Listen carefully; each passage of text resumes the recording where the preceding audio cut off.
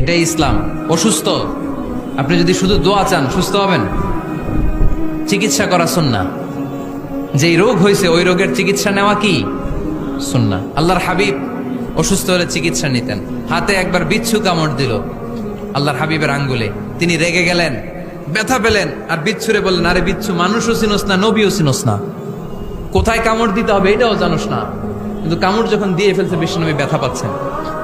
বিশ্বনবী সূরা ইখলাস পড়ে ফাতিহা পড়ে ফু দিতে লাগলেন, আর আম্মাজান আয়েশাকে বললেন লবণের পানি গরম দিয়ে ঢালতে থাকো। আম্মাজান আয়েশা লবণের পানি আনলেন। লবণের গরম পানির ভেতরে সোডিয়াম ক্লোরাইড আছে, ন্যাচারাল পেইন কিলার, ব্যথা নাশ করে।